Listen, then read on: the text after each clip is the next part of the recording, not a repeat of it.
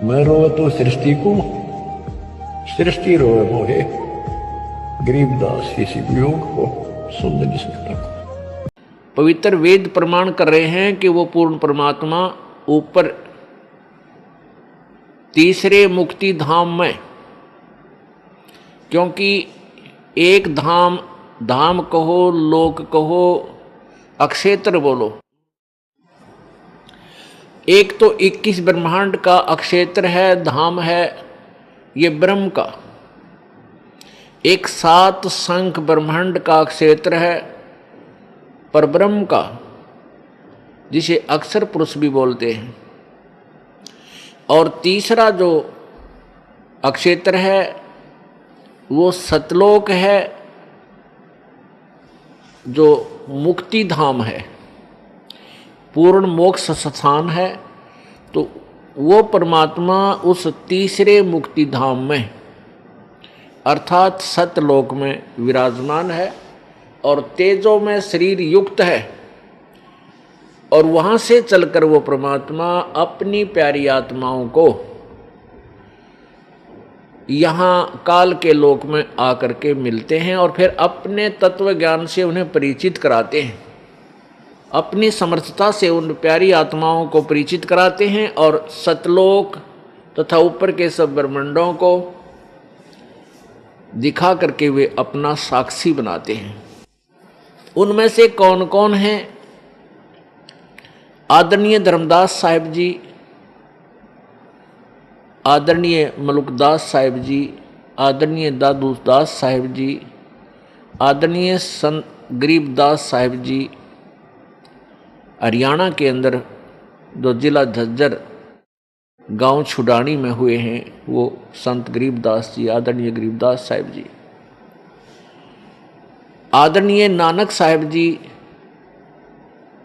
जो सिख धर्म के प्रवर्तक माने जाते हैं, आदरणीय गीसा दास साहिब जी जो मेरठ के पास खेखड़ा ग्राम में वहाँ उनका धाम है, स्थान है, वो भी परमात्मा के साक्षी हैं। और आदरणीय महर्षि रामानंद जी, ये भी परमात्मा बनारस वाले, ये भी परमेश्वर के साक्षी हैं। इन्होंने परमात्मा को साक्षात देखा।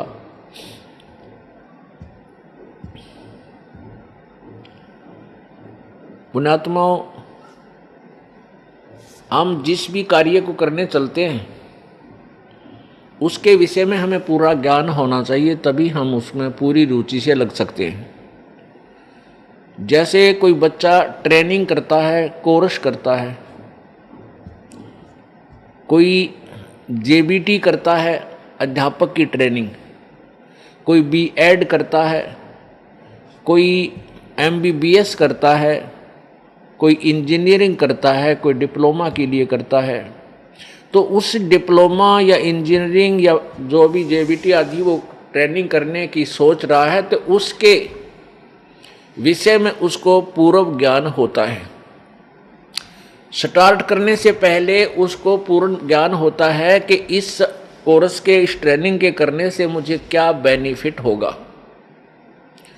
तब वो बच्चा उस पर तन मन धन से लग जाता है और सफल हो जाता है।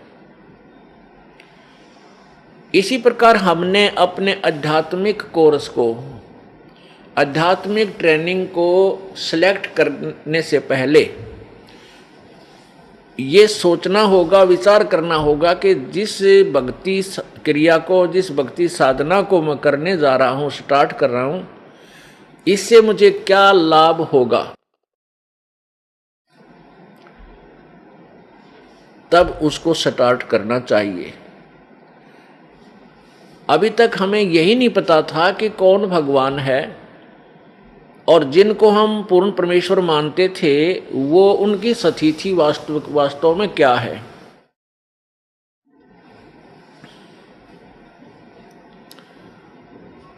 हमने रजगुण श्री ब्रह्मा जी, सतगुण श्री विष्णु जी और तमगुण श्री शिव जी को सर्वेश्वर, महेश्वर, मृत्युंजय, कालज्ञ और सर्वेश्वर, सर्व ब्रह्मांडों के रचयिता सर्व दुख हरण कर, सब सर्व दुख हरण करता, आदि आदि ना जाने कितनी उपमाओं से जाना था।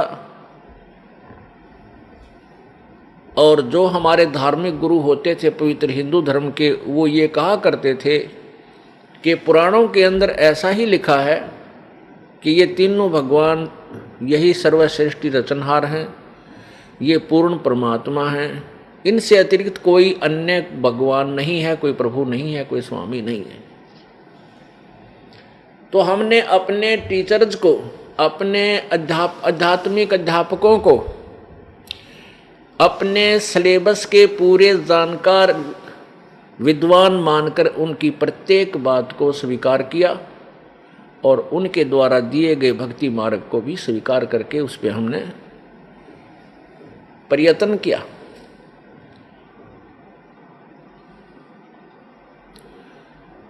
तो उसका प्रतिफल क्या रहा कि मानव समाज में गिरावट आती ही चली गई। न कोई समाज सुधार हुआ, न कोई हाहाकार मिटा, और न ही ये चोरी ठगी आदि का कोई त्रुटि कमी नहीं आई। क्यों नहीं आई? क्योंकि हम परमात्मा के गुणों में बहुत कुछ सुना करते थे। परमात्मा अंधे को आंख दे दे, परमात्मा अपाहिज को पैर दे करके पहाड़ पर चढ़ने योग्य बना दे, परमात्मा निर्धन को धनी बना दे और जो रंक को राजा बना दे, और जो राजा अभिमानी हो उसको पटक के नीचे रंक बना दे। परमात्मा हमारे संकटों का निवारण करते हैं, आई हुई आपदाओं को टाल देते हैं। इस उद्देश्य से हम परमात्मा की तलाश करने लगे। इतना ज्ञान हमें नहीं दिया गया था, फिर भी हम परमात्मा की परमात्मा की खोज इसलिए क्या करते थे कि हमारा परिवार सुखी रहे, हमारा शरीर सुखी रहे और हमें घनाए धन मिले। इस दृष्टिकोण से हम परमात्मा की खोज में यानी भक्ति साधना करने लगते हैं प्रारंभ में, क्योंकि हमारे ऊपर इतनी पाप कर्मों की इतनी आपदाएं सवार होती हैं कि हम पहले उन्हीं से अलग होने की ही चेष्टा करते हैं। इसलिए हम परमात्मा के पाने का जैसा भी जिसने साधन बताया हम उसको करने लग जाते हैं, जिसके प्रतिफल में हमें कोई भी लाभ नहीं हुआ। जैसे कोई निर्धन व्यक्ति है, परमात्मा से प्रार्थना करने जाता है कि मेरे ऊपर कर्जा बहुत हो गया प्रभु, यानी मुझे इस आपदा से बचाइए। अब जिस संत, क्योंकि परमात्मा की प्राप्ति का साधन, परमात्मा की खोज किसी संत के बताए अनुसार ही होती है। ऐसा हमें पता है कि कहते हैं कि गुरु बिन मोक्ष नहीं होता, ये प्रत्येक प्राणी की जुबान पे है, एक आधा नास्तिक ने छोड़ के।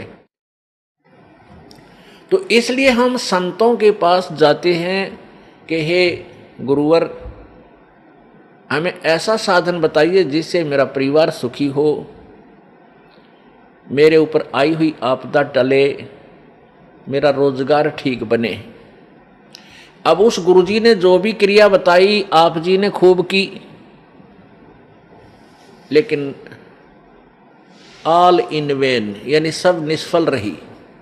फिर वो दुखी व्यक्ति जिसके ऊपर कोई ऐसी आपदा है, यानी वित्तीय हालत खस्ता है, जिसकी धनवान नहीं है, निर्धन हो गया, गरीब है, और उधर से कई समस्याएं उसके ऊपर आ पड़ी हैं, तो वो भगवान से राहत लेने गया था, वहाँ तो मिली नहीं। फिर वो क्या करता है, फिर चोरी ठगी जेब काटने लग जाता है। वो सोचता है कि मैं ऐसे धनवान बन जाऊंगा, या उसकी महाभूल है। यदि चोरी करने वाला और ठगी करने वाला यदि धनवान हो तो फिर कोई भी काम ना करे, वो उसकी जेब काट ले, वो उसकी काट ले जो धनी होता है। ऐसे नहीं हो सकते। ये तो घोर पाप उसके ओर रखा जाता है। जब हम परमात्मा की पावर से, परमात्मा की के से जुड़ जाएंगे, परमात्मा की पावर हमारे अंदर आवेगी, फिर वो परमेश्वर की पावर जो है हमारे कार्यों को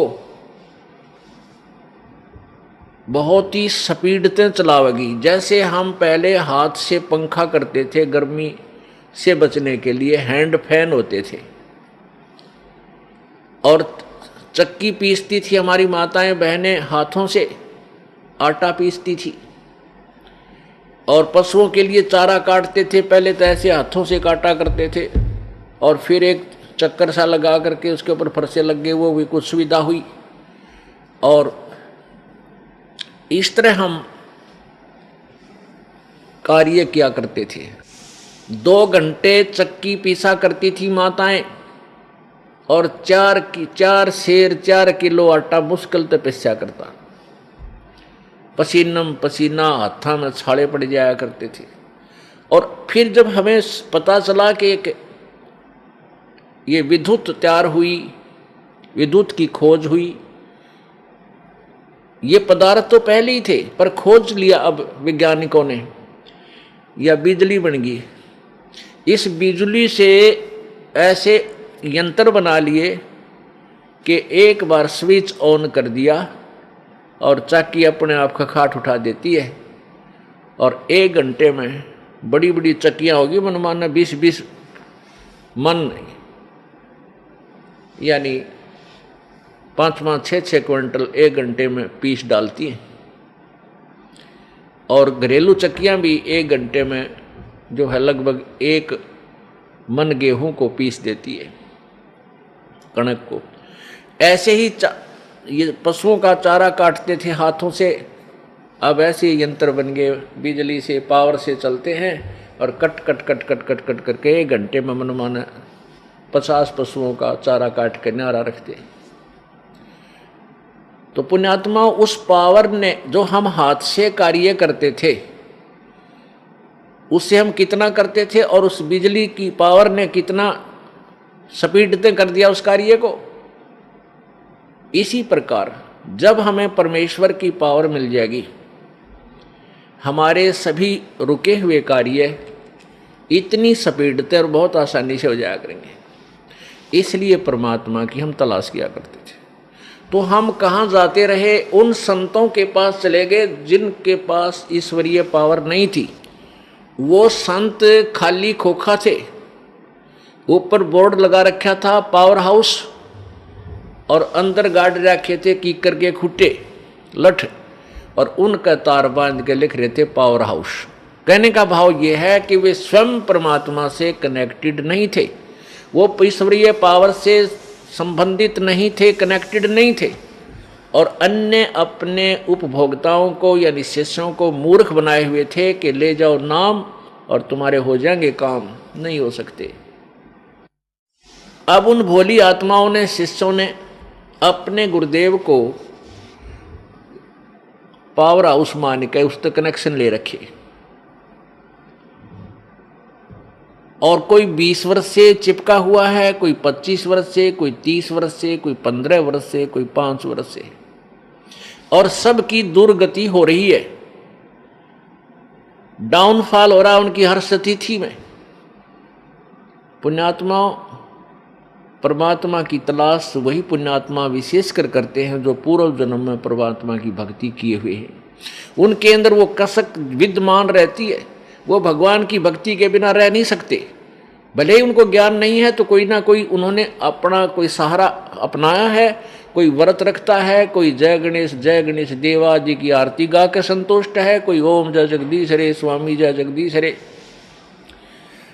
या कोई एक ये बनावटी गायत्री मंत्र बना रखा है ओम भूर्भुवः स्वः तत्सवितुर। इसको ये बनावटी क्यों कहा? वैसे तो ये पवित्र यजुर्वेद के अध्याय नंबर 36 का मंत्र नंबर 3 है, लेकिन उसमें ओम मंत्र नहीं है।